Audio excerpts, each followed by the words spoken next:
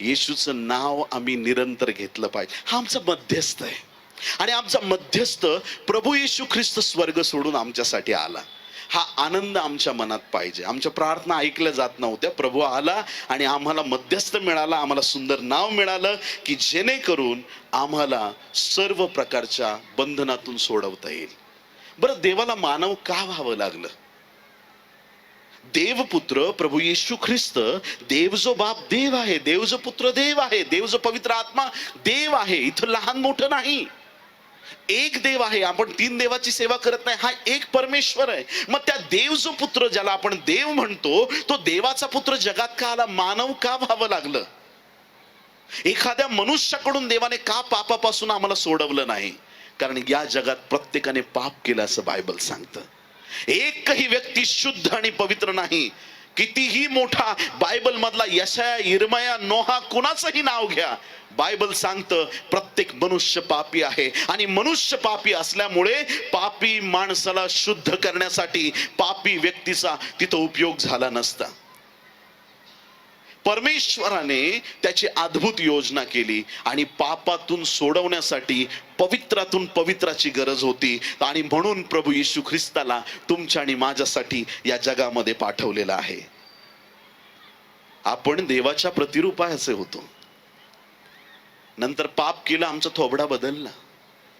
काही लोकांच्या चेहऱ्यावर कंटिन्यू 12 वाजलेले असतात. इचलकरंजीचे लोक चांगले आहेत, मला परत यायचंय. हालेलुया. कितीही त्यांना हसून बोला, त्यांची तोंड अशीच एकदम, असं वाटतं की काहीतरी मोठा गुन्हाच करून आलाय हा आत्ता काहीतरी. 12ही महिने चेहरे उतरलेले लोक असतात. हॅपी ख्रिसमस अंकल, अंकलच्या तोंडावरती 12च वाजलो. ठीक आहे.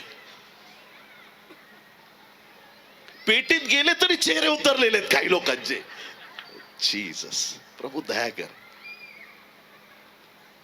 देवाच्या प्रिय लोकांनो, आम्ही देवाच्या प्रतिरूपाचे, पण आमचा चेहरा बिघडला, आमचं वर्तन बिघडलं आणि आम्ही मातीच्या स्वभावाचे झालो. मातीच्या शुल्लक तुच्छ स्वभावाचे झालो. आणि म्हणून प्रभू येशू ख्रिस्त देव खाली आला. आमचं पाप त्याने स्वतःवरती घेतलं, त्याची पवित्रता, त्याची धार्मिकता आम्हाला दिली. मानवाला देवाशी जोडण्यासाठी देवाला मानव बनून जगात यावं लागलं. तो आमच्या सारखा झाला, मानव झाला आणि म्हणून त्याने आम्हाला पापातून सोडवलं.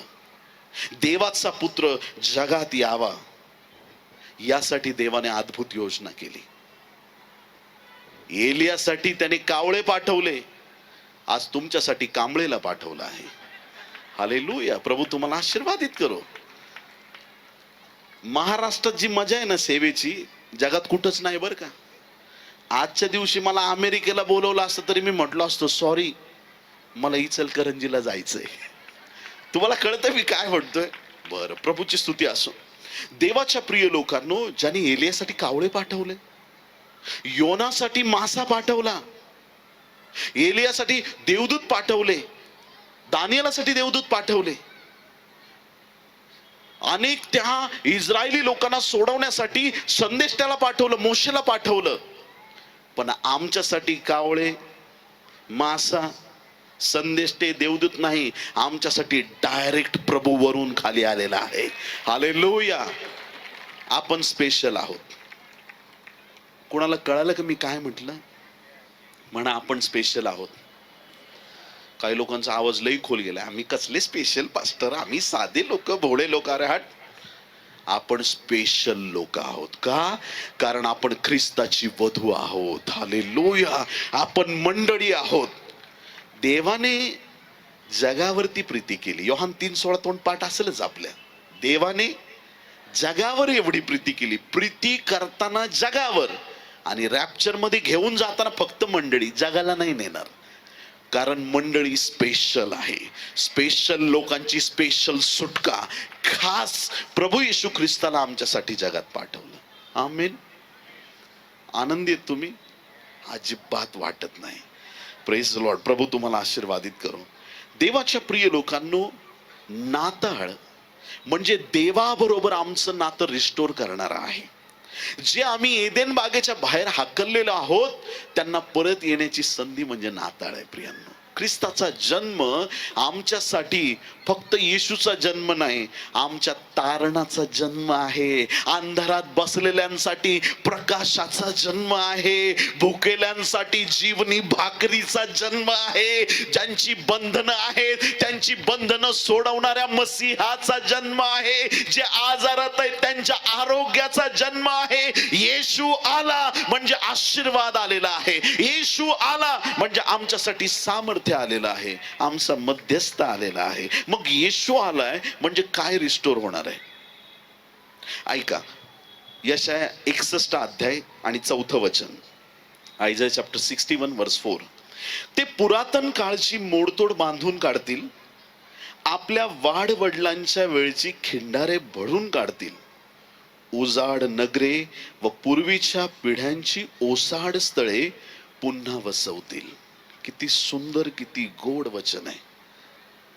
जी पुरातन काळी झालेली मोडतोड आहे ती येत्या दिवसात बांधून निघणार, हे प्रभूचं वचन आहे. जे नातं तुटलं होतं एदेन बागेमध्ये ते परत जोडण्यासाठी येशू ख्रिस्त जगात आलेला आहे.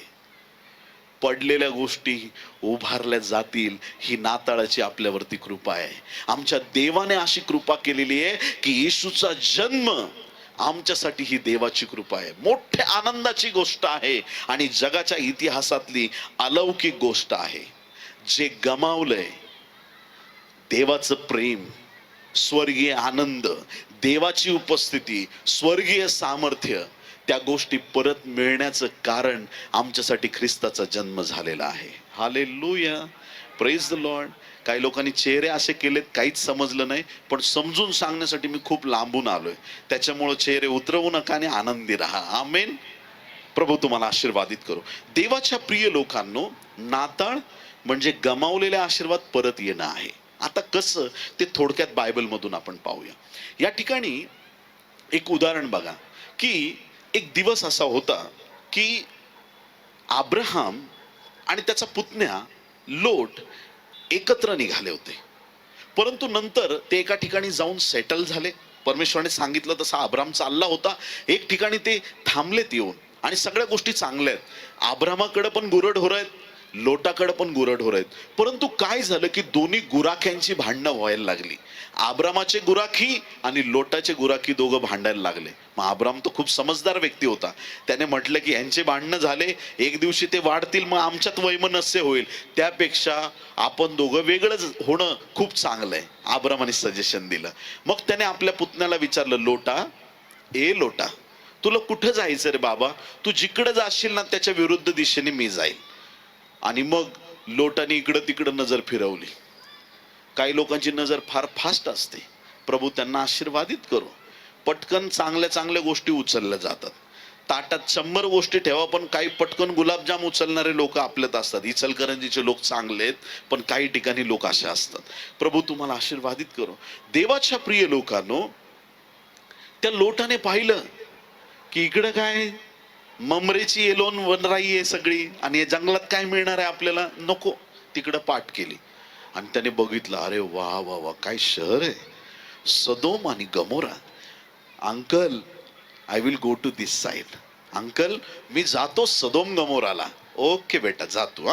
जा तू, इकडे जा, मी तुझ्या विरुद्ध दिशेने मी चाललो जंगलात. देवाच्या प्रिय लोकांनो, लोट खूप मोठ्या शहरात गेला आणि अब्राहम एका जंगलाच्या दिशेने एलोन झाडाच्या वनराईमध्ये गेला.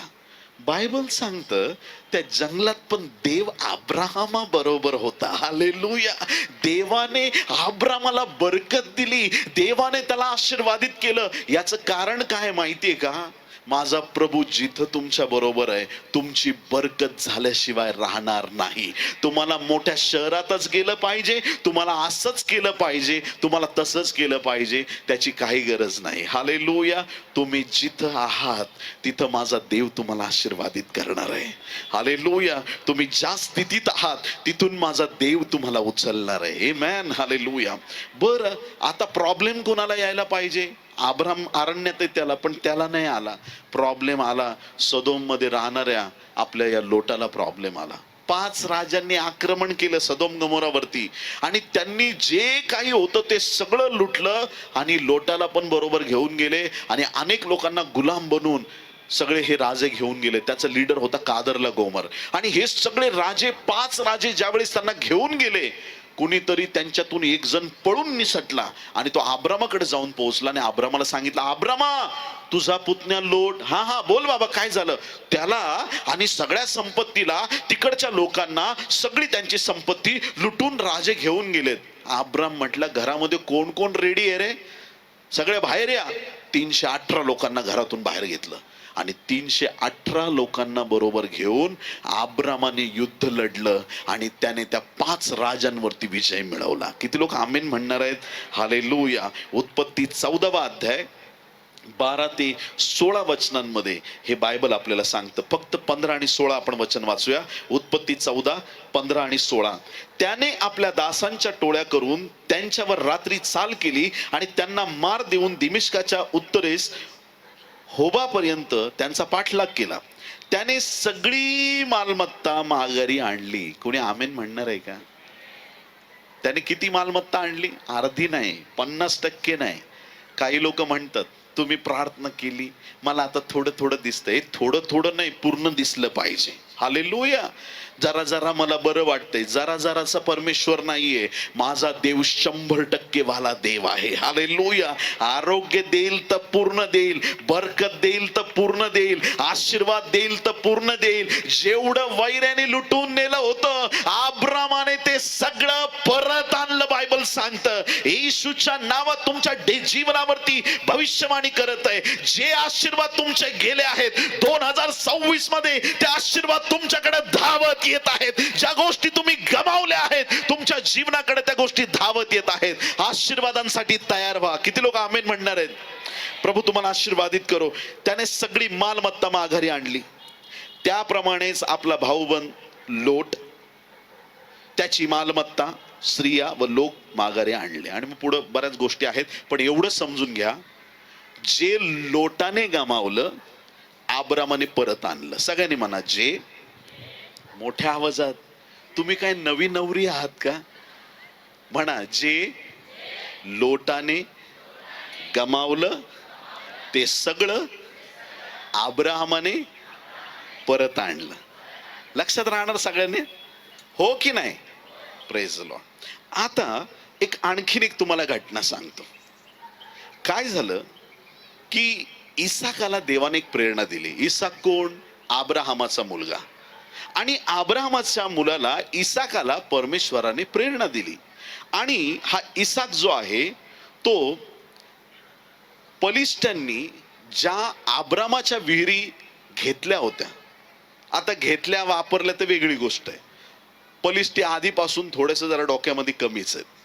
त्यांनी काय केलं, अब्रामाच्या विहिरी आता त्याच्यात पाणी आहे आणि त्या गल्फ कंट्रीमध्ये ज्याच्याकडं विहीर आहे तो म्हणजे खूप मोठा माणूस समजला जातो. आज पण पाणी असणं म्हणजे खूप मोठा आशीर्वाद आजही तिथं समजलं जातं. मग ते पाणी आहे, विहीर आहे, वापरायची.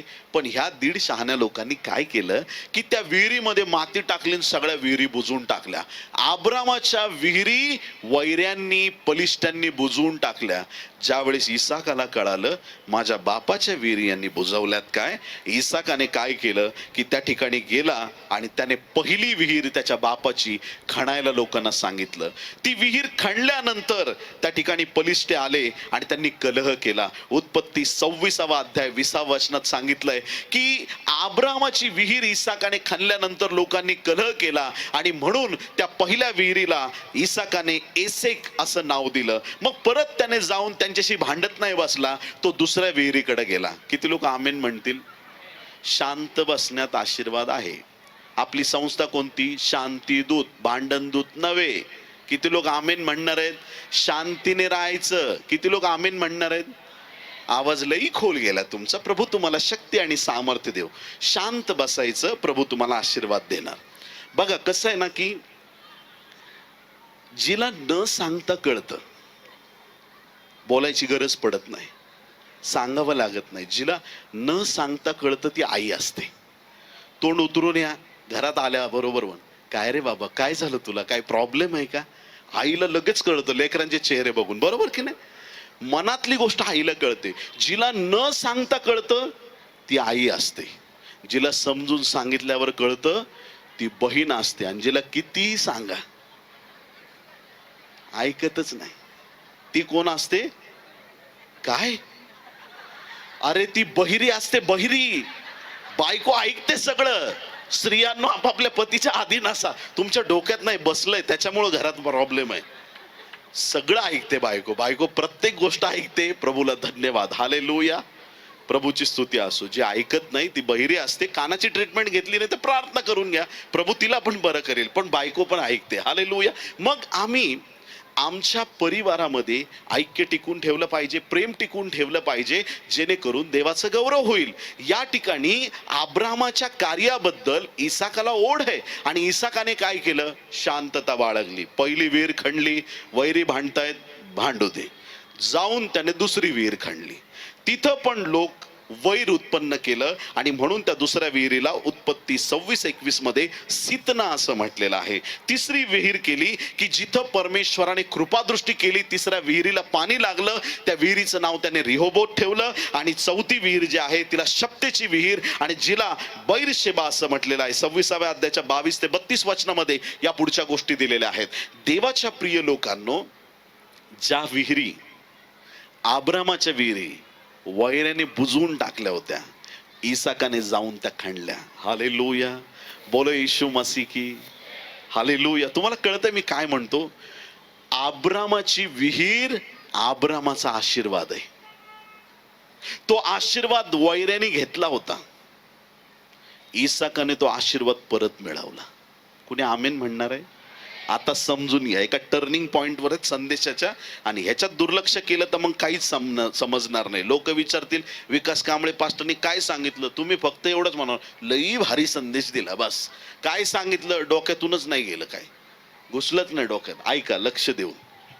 जे लोटाने गमावलं ते आब्रामाने प्राप्त केलं. जे आब्रामाने गमावलं विहिरी, त्या इसाकाने प्राप्त केल्या. कुणी आमेन म्हणणार आहे का? हालेलुया. लोटाने गमावलं, आब्रामाने प्राप्त केलं. आब्रामाने गमावलं ते इसाकाने प्राप्त केलं, आणि जे आम्ही गमावलं ते परत